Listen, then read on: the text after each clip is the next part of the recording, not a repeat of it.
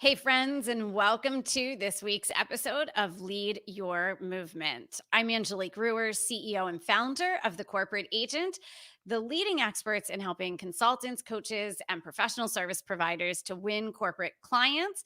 And this is our weekly live show where we talk to entrepreneurs and business leaders who are out there using their business platforms in order to drive positive change in the world. And we have an awesome, amazing topic in store for you today. Real quick on a programming note, if you're not already following us over on YouTube and subscribe to our channel, be sure to do so. You can find us at Angelique Rewers, and make sure you're following me on Clubhouse at Angelique Rewers, where we are hosting rooms, taking these conversations even further. All right. So today's episode is all about building a brand that both millennials and Gen Zers love, respect, are loyal to, and really resonate with. But I want to share a couple of statistics with you first, just to put this conversation into perspective. Now, some of you might think, well, I'm not necessarily appealing to the consumer market. Does this really matter to my business, especially if you are a coach or a consultant or a diverse supplier? But the role of millennials now as decision makers cannot be understated.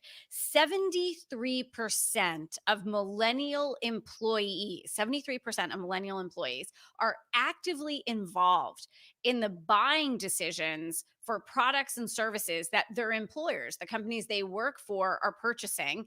And 34% of millennials are the sole decision makers inside of their companies. So even if you're a small business, if you're a mid-market business, or if you're a large company, you have to be concerned on the B2B side that the decision makers you're talking to are nowadays pretty much guaranteed to have a millennial in the mix, because there are very few decisions that are made by one person. So you've got all of these millennial decision makers. Now, on the B2C side, you have massive buying power.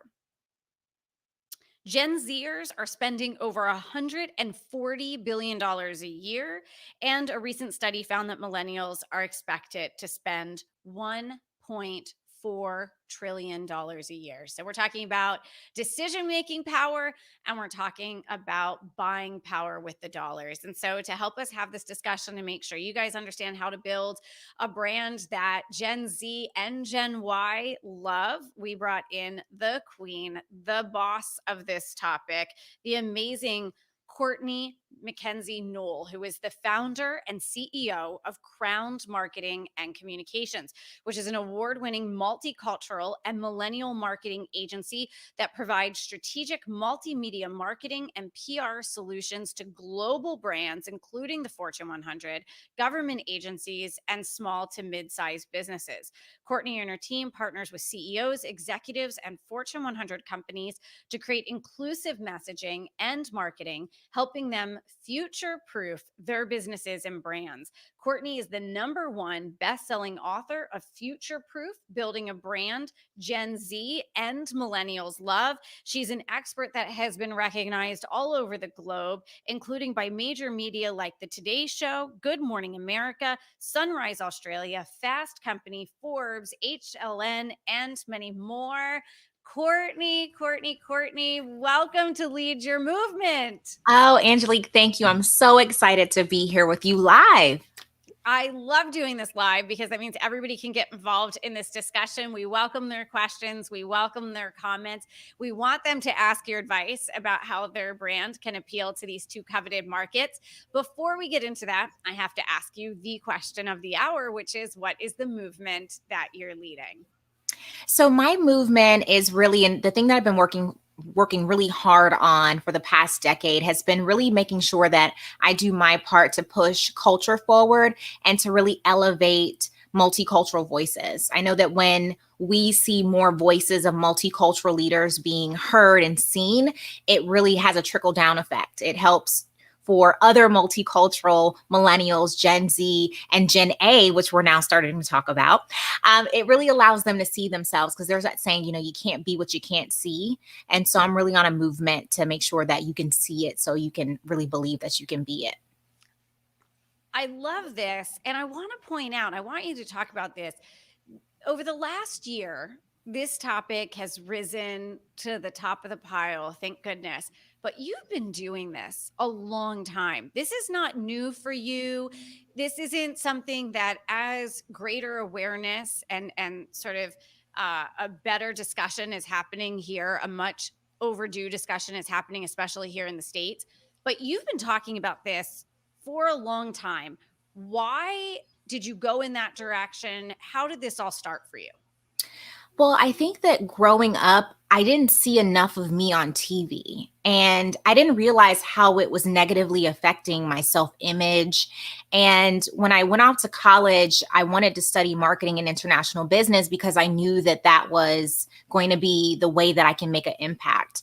Not just for, and I think too, competing in pageants, which is how I actually got the seed money to start Crown's Marketing and Communications and why I named it Crowned.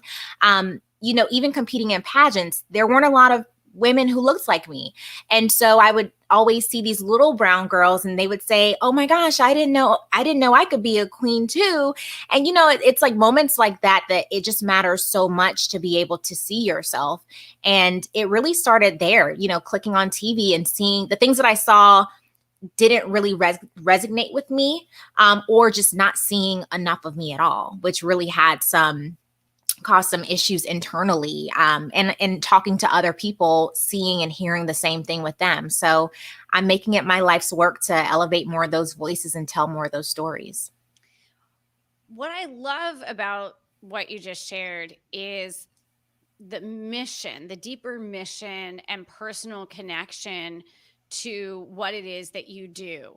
And I feel like when we're talking about both multicultural business owners, Black business owners, minority business owners, and we talk about the younger generation, the millennials, the Gen Zers, mission and connection to what they're doing is one of, I think, the most defining characteristics of those businesses and even of those decision makers and those consumers is the importance of meaning behind what companies stand for, what they're about, why they exist. Can you talk a little bit about that? Yeah, well, I think for so long, marketing and media was all about being talked at, and people thought that that was normal. So, you take out an ad in Cosmopolitan or in, Forbes, and you're kind of told, okay, well, this is the perfume to buy, this is the lotion to buy. And so for so long, we have kind of been brainwashed to just be told what to buy and what to expect and what to think. And then there is this whole up, uprising, I guess I'll say, of this new generation that I'm a part of, to really be able to use your voice and be able to say, well, that's not right, or I don't like the way that you're portraying this group, or I don't like the way that you said this, and really using your voice fearlessly, because now you say one thing and you have 1,500 people who can retweet you and say, yeah, I support you too. So, while there's a lot of pushback sometimes on social media, I think that anything could be used for good or for bad, right? And I think that that's really been a positive in the uprising of social media and online connectivity, because it's really allowed people to use their voices and know, I support that, I'm behind it as well.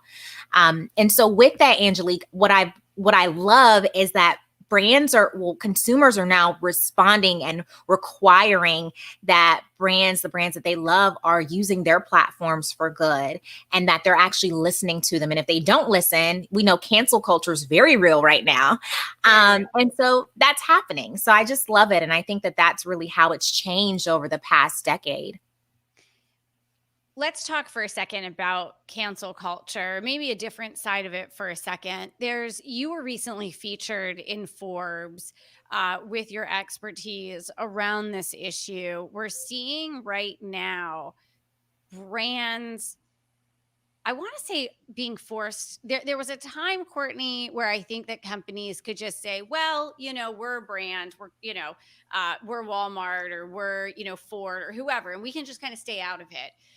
Now it seems that companies have to say where they stand on things. We really saw this crop up in Georgia, including with Major League Baseball, who decided to move the All-Star game out of Georgia, given the ridiculous moves by the state legislature there that I think, I'll be clear that they are racist moves to try to exclude people from voting. Yeah. And so companies are speaking out about that. What did you share in Forbes, and what would you share to others who are listening about what companies need to do and how that relates back to the consumer market in terms of Gen Z, millennials, minority consumers, et cetera, women? Yeah. Well, I think the what was going on in Georgia was something that a lot of brands had platforms and a lot of brands were kind of on the fence. And so what we know to be true now, especially in 2021, is that consumers require you to choose a side, right?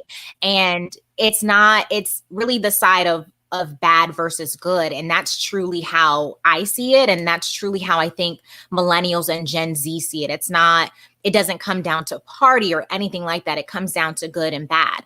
And so what Major League Baseball did is they made a really strong stance and used their platform, because sometimes we think of influencers as, the people who have 1 million followers on social, but really these brands are influencers. They Oh, yeah. can use their platform, to drive decisions and to really do good with them.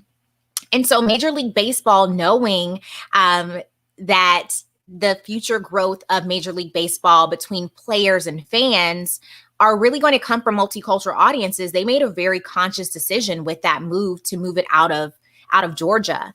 And their consumers and people who don't even necessarily love Major League Baseball. I'm more of an NFL type of person, but now I'm like, well, we have to go to a Major League Baseball game now. Maybe we should put our boys in baseball.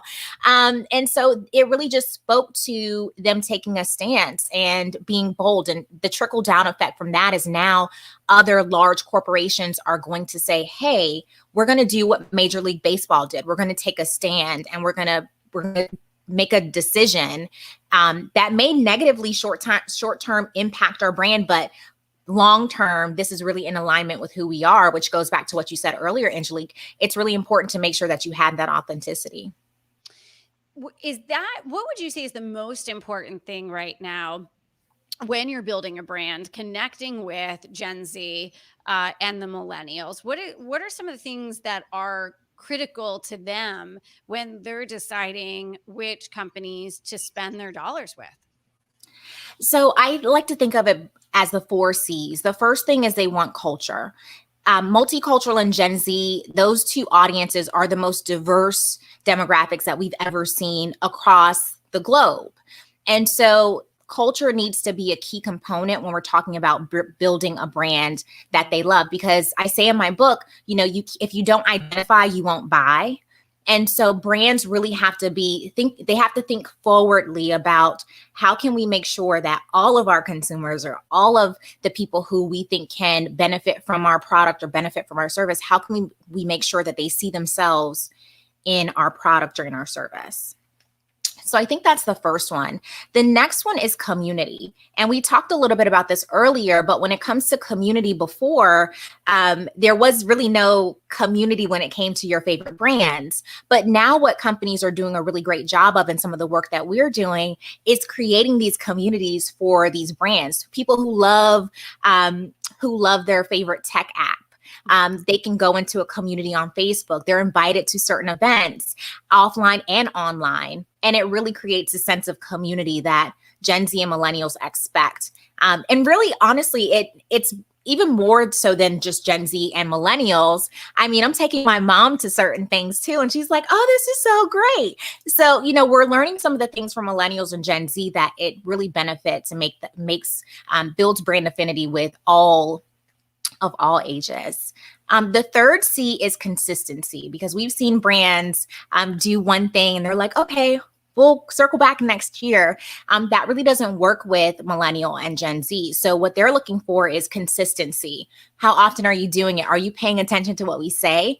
And then last but not least, it's really about that corporate social responsibility and making sure that there's that corporate social responsibility around how are you giving back to the communities where most of your customers come from and where they live and where they're buying and supporting your brand.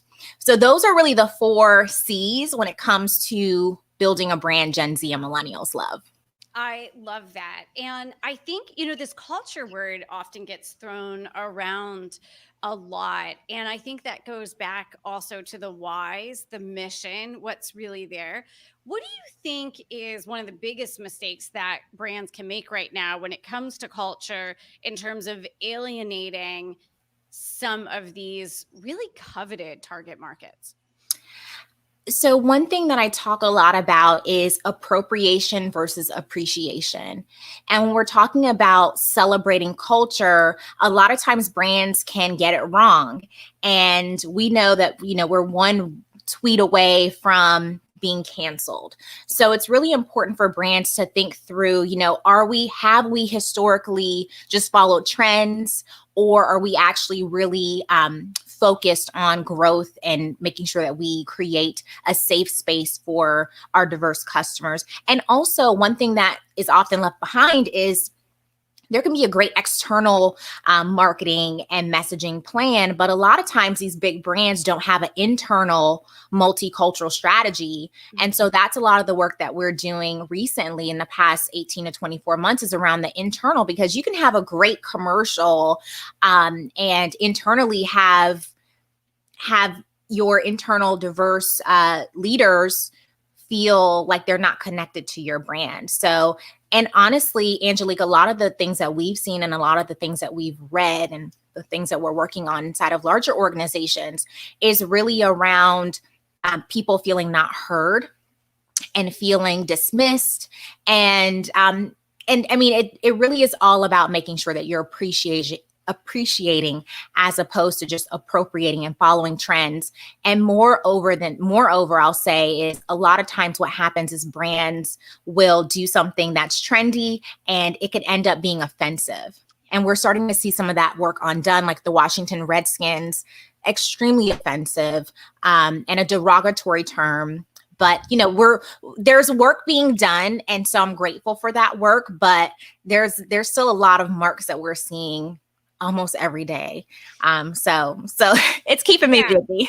Well, it's so my head explodes when I think about sort of last year. There are 3 or 4 brands that come to mind that it's somewhat mind boggling that in the year 2020, that was still the brand that we saw. I don't know how, it's mind boggling.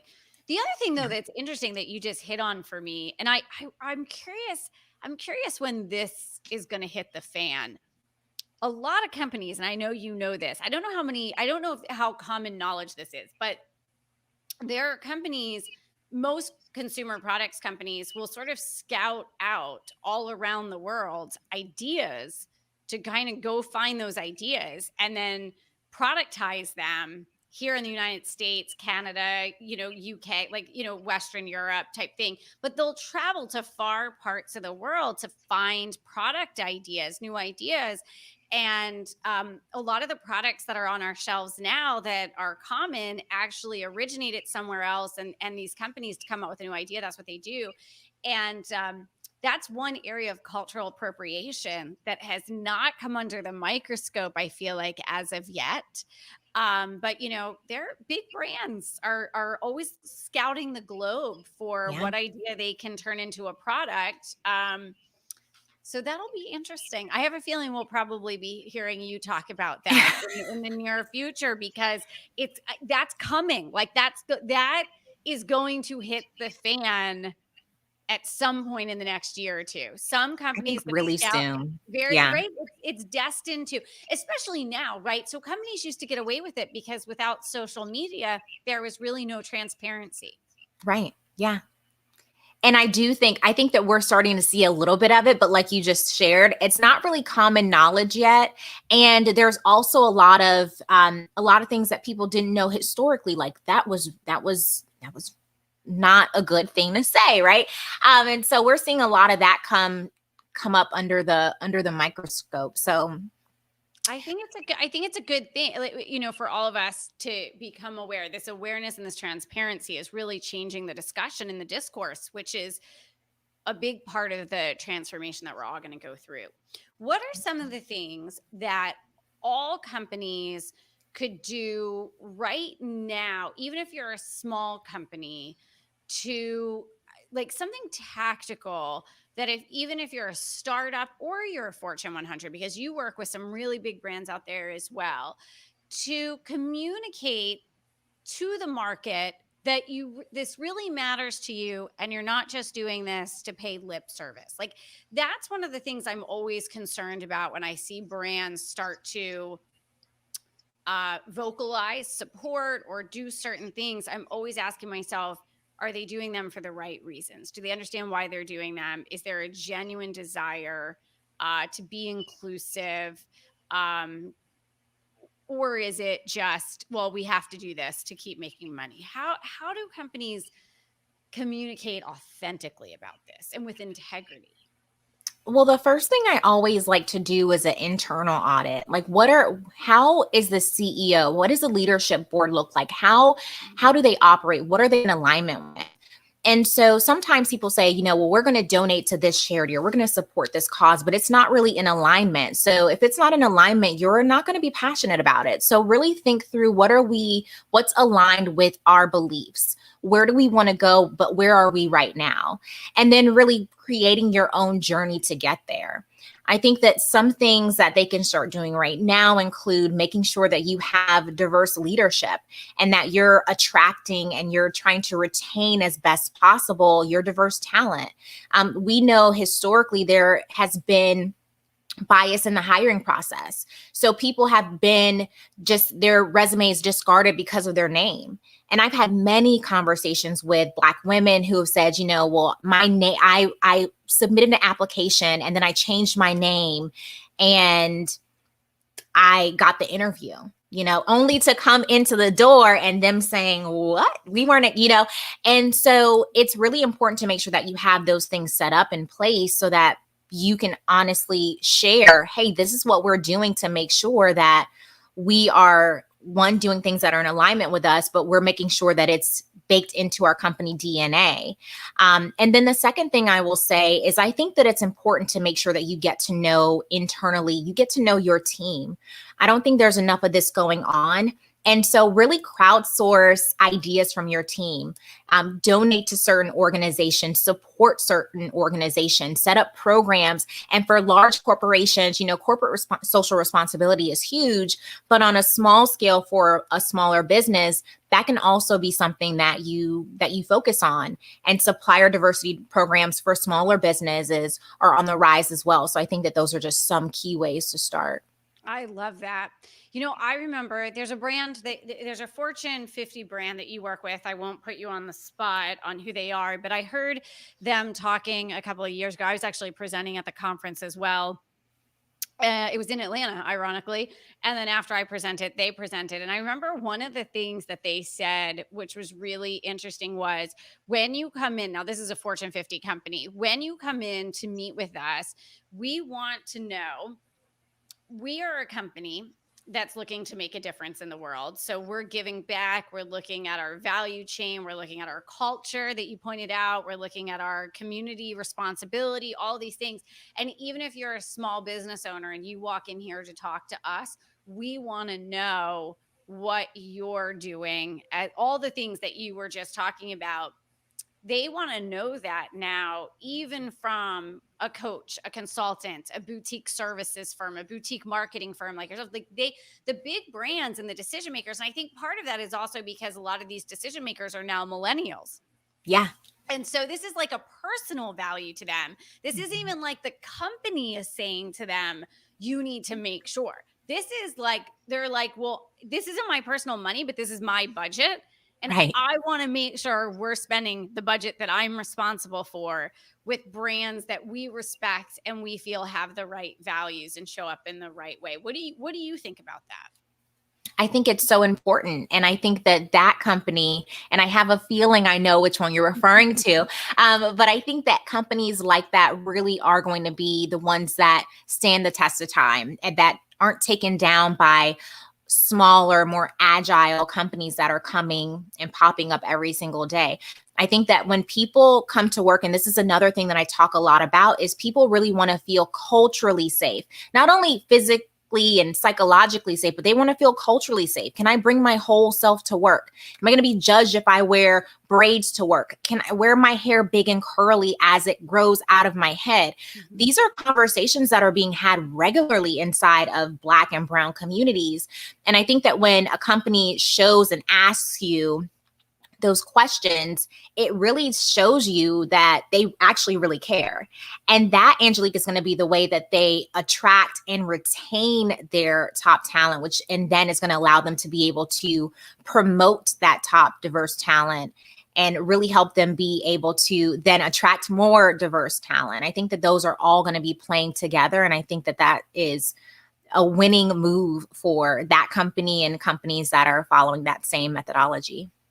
Absolutely. I love this. And I agree, Andrea. Andrea just said this is fascinating. And I absolutely agree. You know, one of the other things that comes up for me when I think especially about the younger generations as well is around communication and how, you know, do you remember I'm older than you are. So, you know, pre cell phone pagers, even you know, direct TV, social media, prior to all of that, the way to communicate with a company, there's really only one way. You could either write a letter, literally. I remember my grandmother like sending a complaint letter into a company. Like, do you guys like if I'm dating myself here, but my grandmother would like write a letter, or she had to, you know, get customer service, or you'd call them and you'd wait on hold for a long time, tying up your telephone because there was only one line in the house. Right. And that was it. And it was mostly one-way communication. And if you did have a complaint, other than maybe writing into Reader's Digest, you didn't really have a way to share your complaint, right? There wasn't a lot you could do. There were no now I feel like communication is so different. And we see it even in our own business, that there is much more of this desire for not just, I want to say, two-way communication, but no hierarchy in the communication, no just completely open lines of communication. You know, just being able, it's fascinating to me to watch certain brands, the way they respond to people through DMs on Instagram. And that's their customer support now. And I'm like, oh my God, that's how I have to get support, is I have to go into Instagram and I have to DM this company because that's the only way they're going to respond to me. Talk about what you're telling brands in terms of future proofing their business as it relates to communicating with customers. You know, millennials and Gen Z, I know when I have a complaint, and this happened a couple years ago, I was stuck in Atlanta and I had a newborn baby with me and my flight got canceled last minute and all this stuff, right? So I go to Twitter and I tweet about it, and immediately Delta Airlines calls me and they send me a message, and I was mind blown. Right. And they're like, we're going to do this, this, this, and this, and we're going to refund you and all these different things. And I was happy. I was thrilled. And now I'm like, I only fly Delta because of that. So I think that brands really have to be thinking about how can we make sure that we have a seamless line of communication on any platform. I mean, there's still going to be the email and fill out this contact form and chat bots and all these different things. But you have to be thinking, okay, well, if someone's upset, where are they going to go first to make sure everyone knows they're upset? And a lot of times that's going to be Twitter. It's going to be Instagram sometimes, but Twitter is really the place that people have to be thinking about that as far as a complaint. And then Facebook is going to also be important because people are always on Facebook. So having multiple lines of communication. And honestly, Angelique, one thing that we're doing a lot of now for big brands is having a text message number. Like, text us. If this is something, if you're having an issue or if you're having a complaint, you can text us. And it just makes it so much more seamless because a lot of people don't want to get on the phone with a stranger. Some people are like, I don't want to talk to a stranger. It's going to take up too much time, or I may be doing something else. So I'm totally okay with texting. So that's one of the ones that we're doing a lot of work around recently.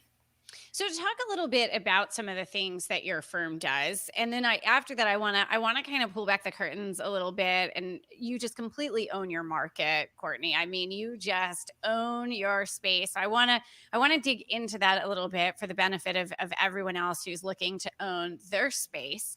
But before I want to share a little bit more context about what your firm does and how you're really supporting these organizations, everyone from the Fortune 500 to government agencies to mid markets to startups.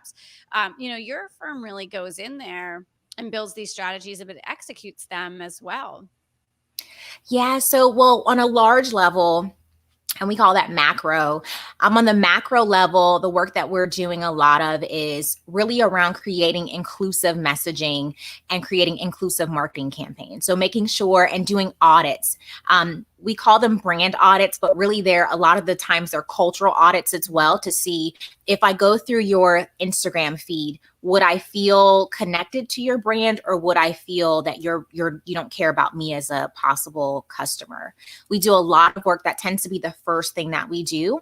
And then we also do internal audits as well to make sure that, again, the internal stakeholders aren't forgotten, because those are going to be the people who are going to push your brand forward, really. And so that's really what we focus on first. And then from there, once we get a good base of what the company's got going on, then we actually create a custom marketing strategy for them. And so a lot of times that can be if they're trying to go into an international market. We have a lot of brands now that are looking into going into African markets. So we're doing a lot of work around that. We do market research, and we have a huge database of multicultural audiences, about 10,000 multicultural consumers, multicultural millennial consumers, ages 25 to 45. And a little bit of that is a little bit older than millennial, but we do a lot of work around that. And then on a smaller level, when we're working with leaders of organizations, we're really helping them to be able to elevate their voice and get their voice out there, because a lot of times they're doing this great work, but no one knows about it. And if no one knows about it, they can't work with you. They can't be inspired by you. They can't be impacted by you. So we do a lot of work around that, really helping them to publicize their voices and their messaging. Yeah, I love that you brought that up, and Elizabeth is on watching with us, so she'll probably appreciate this common expression. But if a tree falls in the forest and no one's there to hear it, did it make a sound? And I think for a Right. lot of organizations, big and small, like this is not just a small business owner problem. A lot of the big companies are terrible at sharing what they're doing as well. If they're not out there talking about it in a way that's relatable, it doesn't really matter that they're doing it. Absolutely. How do companies talk about the things that they're doing? What do you tell them in terms of how to talk about it without sounding, I guess I'll say self-serving, or sounding at least a lot of the companies we talk to, they say, well, we don't really want to be out there talking about it. We know this is the right thing to do, and we're not looking for any gold stars. We just know it's the right thing to do. And the other side of that is, yes, but people care and they want to hear about what you're doing, right? So how do you help your clients balance that? So there's two ways. A lot of times what we do is we do it through internal disbursement. So saying, hey, who are 30 of your top leaders inside of the organizations? What's their platform look like? How can we get the information through them? And then the company reshares it. Because a lot of times the company's not going to share it on their own, because like you said, they're like, we don't want. And for them, if it looks like they're boasting or it looks like they're being opportunistic, it can be a backlash for Oh, them. yeah. So that's a lot of the work that we do. But then also we get to do some fun work that come in the form of PR stunts. And so we can come to a big brand and say, hey, we know you're doing this. We know you don't want it public, but this is how we're going to do it. And they're like, okay, yeah, let's go for it. So we've done a ton of PR stunts that no one knows were actually PR stunts. But we do a lot of that too. Love the whole clandestine, like, let's get this out there. I love that. I think, especially today, anything that is sort of Instagram worthy, social media worthy is such a great way to get that amplification Yeah. effect on what you're trying to do. And then once others start sharing it, it's better, right? Like when you can get others to share it for you, Yeah. that's sort of like the keys to the kingdom right there. Um, as you were saying that, I was thinking to myself how the backlash piece of it and why it's so important for brands to work with an expert like you. Because if you are a company, let's say you're a fast fashion company, and I think a lot of you guys know some of those Yeah. fast fashion brands out there. If they Mhm. come through and they make one change to improve their impact on the environment, and they want to make a big deal about it, meanwhile their industry is one of the most damaging to the planet that there is that sort of like, yeah, you don't really get a gold star for making this one small change when everything else that you're doing is counteracting that 100 times, 100-fold for not Right. caring for Mother Earth. So I think I just want to say to any of the organizations that are listening to work with Courtney and her organization if you're looking to do this, because you have to look at it through the lens of the market, not through your lens. And Yes. I will tell you, look, Courtney, I came out of the PR world, I came out of the marketing world in corporate, Mhm. and I can't tell you how many times I'm sitting in a boardroom, and I know you sit in these boardrooms too, and the leaders are just so damn proud of this initiative that they've started. And they just want all this kudos for it sometimes. And it's like, as an energy company, we've done a lot of damage. So Right. maybe the market's not going to see this the same way that you see it. And I think that, to me, that's part of that value that outside experts can sort of temper and bring that objective perspective. What do you want to add to that? Because I know this has to come up for you. Yeah, a lot of times you can't scratch your own back, right? And so Right. it's so important to make sure that you have someone that's outside of the company to be able to the organization to be able to say, "Hey, this is what people are talking about." And so every time before we go into, we have monthly meetings with all of our corporate clients, and we talk about, this is what people are saying online. And we actually have proprietary software that we use, and it tracks what's the tone right now for your brand. Is it positive? Is it neutral? Or is it good? And while a lot of people think neutral's okay, I'm like, no, we always want it to be above that neutral line, and we want it to be positive. We definitely don't want it to be bad. So we're always bringing that data in, because a lot of times people inside of these large organizations are so focused on their one specific role, and they work in silos, as you know, that they have no idea what's going on the outside world. And they're completely disconnected a lot of times from searching up the hashtag, whatever the company name is. So it's so important to make sure that you have outside eyes inside your organization. Yeah, the sharpest knife can't carve its own handle, right? Even if Right. you're a Fortune 10 company, sharpest Yes. knife can't carve Yes. its own handle, right? Absolutely. So that's really true. So look, you own your space. You are the boss, the queen of your niche, and you have done such a phenomenal job at it. You really just right now modeled partly why, because your firm is bringing not just an opinion to the table. When you're going in, you have proprietary software, you're looking at it, you're bringing insights to your clients that no one else is bringing. But you've done some other things that I love to hear some of your lessons learned.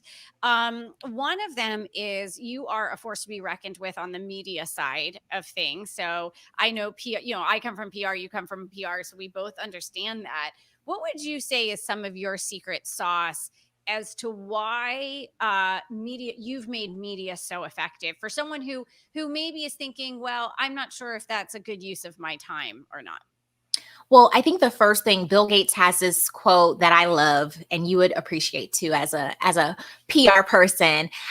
If he had $1 left, he'd spend his last dollar on PR. And it's I just, love that. it's one of those things that I'm like, when we're not leveraging media, we're really missing the mark. And we're missing the mark because it's free media. And if you do it right, you can get in front of your target audience and you can really make an impact.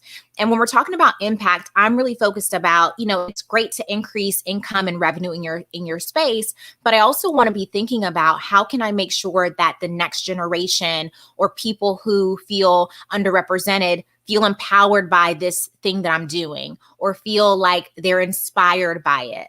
And so I'm always thinking about those things. But I think media, the key really is choosing the right platforms, because Mhm. it's really attractive to say, the Today Show, and Forbes and all these other ones. But it's really important to make sure that that's in alignment with you, because you can be on Forbes or on the Today Show and it may not hit your market. If you're in the health and wellness space and you're targeting moms, then that's where you need to be. You need to be on women's health. You need to be on the mom blogs.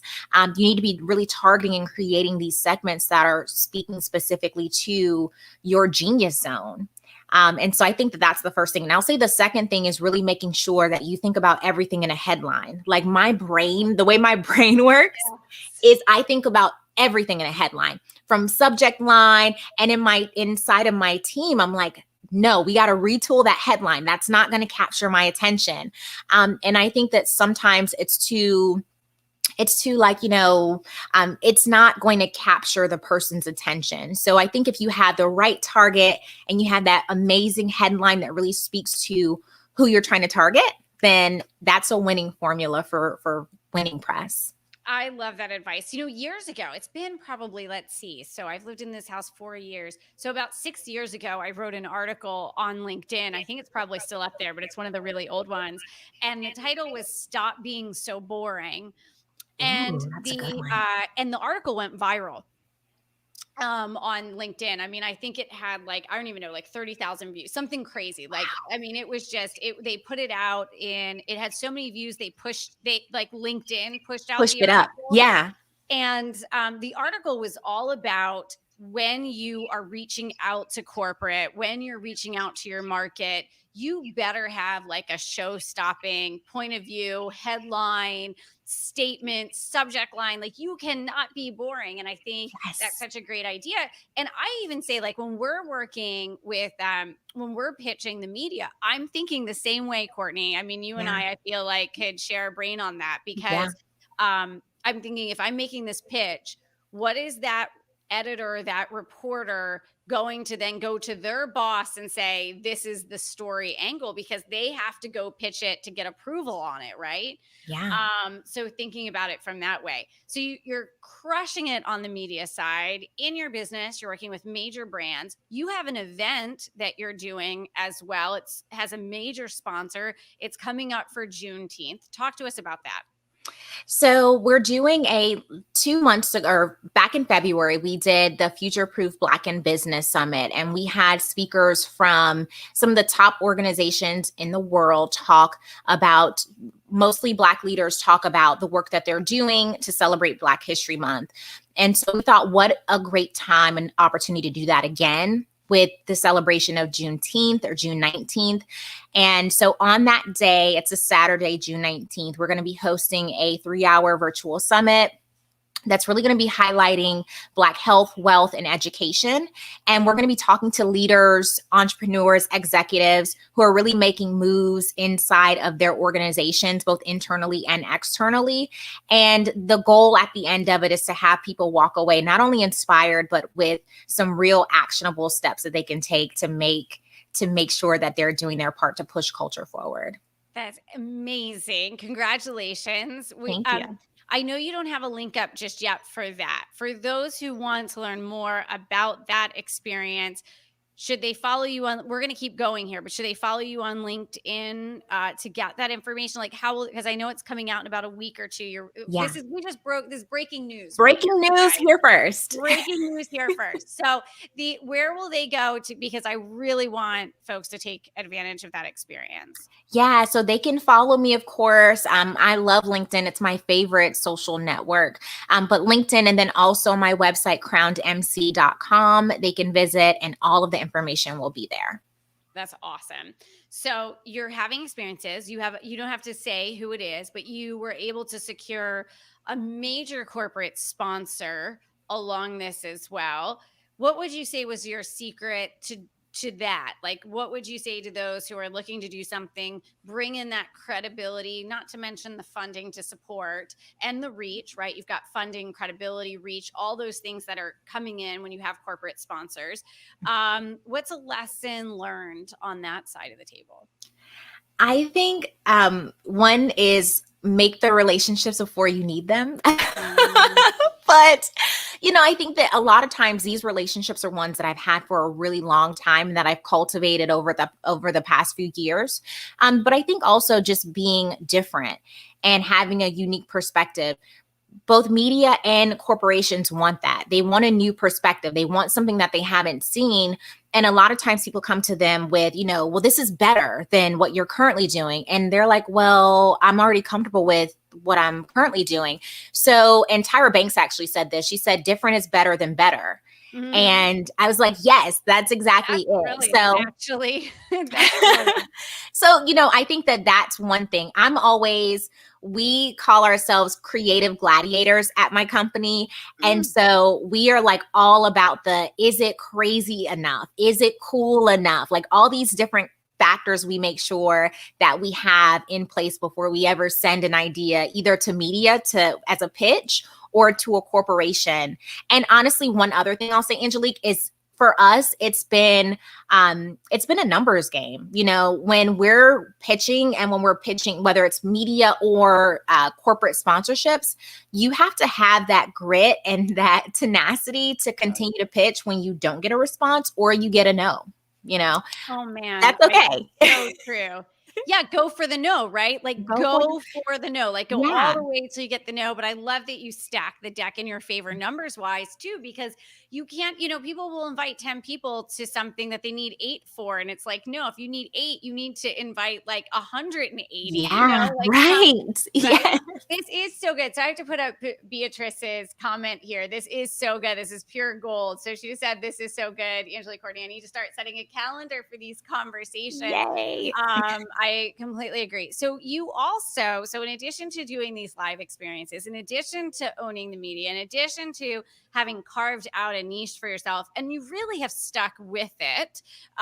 There's that piece of it. Folks are jumping all around instead of saying like, "This is really where I can bring my expertise to bear in the market."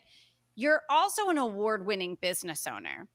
And I happened to be with you one evening when your brand was recognized by major brands. I want you to share just a little bit about that award and how that came about, because you were recognized in a room of not just peers, but of major, major corporations.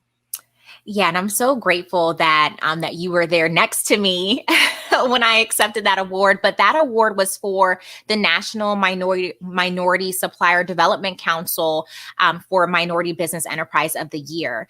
And I will tell you, from the minute I became a member of that council, I had my eye on that award. So it was almost like manifestation. But I will tell you, being nominated, because you have to be nominated by a corporate client. And I didn't know at the time who nominated me, and then winning that award. One, I was just honored to be, in the lineup because there were amazing nominees. But then to be recognized and win that award was just, honestly, I was like holding back tears the whole time. And I think that as a business owner, you have your head down, you're doing the work, you're working hard, you're trying to build and grow. And when you look up for a second and someone's acknowledging you, it's just completely an honor. So, and I'll say too, Angelique, I think the work that you're doing with Lead Your Movement and highlighting business owners is another one of those instances where you're like, wow, you want me to share my story on your platform. So I think that it's people like you, and it's organizations like NMSCC that are really doing amazing work to make sure that that business owners that are working hard are getting that recognition that sometimes they're not seeking out, but are still very honored to have. Well, one of the reasons, thank you for saying that. And one of the reasons that we wanted to start this show is because most of the really transformative work that's happening inside of large companies is actually being done by very small firms. Mm. It is not the Accenture or the Deloitte or the IBM Global Services or the Willis Towers Watson or this. Not that those companies don't come in and do big IT transformations or put big new employee management systems in place or what have you, but some of the toughest conversations, the more innovative conversations, are really people like you, and some of the people who are listening today, people like Andrea and Elizabeth and Tara and Tracy, and who are here with us, and Beatrice, who are smaller companies that are actually going into these brands. And because we're closer to the market, like we're Yeah. really like down in the trenches of the market, like we're talking to real people. Many of us left corporate because it hadn't transformed, right? And so we're really coming at it, and we're like this like laser, like this scalpel into the Yeah. organization. And part of it was just raising the visibility of that, because I don't think that the smaller firms get the recognition that they really deserve for transforming brands like Facebook, LinkedIn, Coca-Cola, Delta, American Airlines, Mercedes, BMW. These are, Starbucks. These are some of the clients that our clients here at the corporate agent work with. Yeah. Small boutique companies that are going in and having the tough conversations that you're having with them about how you future proof your organization. Like, Yeah. that's a big conversation to have with a company like a Delta. Like, Yeah. that's a big conversation to have. One place you're having that conversation is in a book. So I want to make sure people know about your book. So do you have your book there with you by any chance? I do. Look it up. There it is. Future proof. Now this is a trademark term, which Yeah. I absolutely love. This is on Amazon. Hmm. This is a must read, you guys, if you really want to understand where the millennials are going, where the Gen Zers are going. They're the ones who are taking over the decisions in the household buying, in the, consumer buying, in the companies buying. So I think it's a must read, Courtney, when people are saying like, what should you be reading that right now? I think that's one of the must reads. Thank you. Where else should people connect with you aside from LinkedIn? Are you on Instagram? Are you on YouTube? Where do you want folks to connect with you? I am all over. All of my networks, I'm at CEO Courtney. So that's on Instagram, Facebook, Clubhouse, all of those platforms, same title. And you can always find me by searching my name. But I play on all the social networks. That's awesome. Well, if you guys, whether you're reading the book, whether you're listening to this interview, or you're just watching what Courtney is doing in the market, winning awards, getting the media, getting her book out there, doing the interviews on podcasts and other shows, and having the tough conversations. Courtney, the reason we wanted to have you on, aside from just being the leader in your space and having the passion for what you do and the results you're getting your clients, is just because you're really embodying what it means to truly lead your movement in every sense of the word. So I'm so appreciative that you joined us today. Thank you so much for being here. I know you're really busy, so thank you for fitting this conversation in. It's been my pleasure. This was such a great conversation, and I know we could talk for hours. So Okay. I'm surprised we only had an hour. I know. Well, tell you what, we can continue. You and I, since we're both South Floridians, very soon we're going to be able to continue this conversation outside over a glass of wine. I think would be amazing. So I would love to do that. For all those of you who joined us today, thank you, thank you. The yellow was a huge hit, Courtney. Thank you. We were talking about that in the green room before the show, how powerful that yellow was. So I just want you to know you're getting like 5 stars all around on that. You Thank guys, you. we're going to be back next Wednesday, 1 p.m. Eastern. To Beatrice's point, put these conversations on your calendar to join us live so you can ask questions, so you can participate. And, it's not the gurus that we're bringing in here with just more of the trying to tell you what you should be doing. We're bringing in the people who are actually doing it, who are actually leading their movements, who are actually going inside of organizations and making real change. So we're hearing it directly from those who are doing it. All right, we'll see you guys next week at 1 o'clock. Courtney, thank you. Bye. Thanks, Angelique. Bye, guys.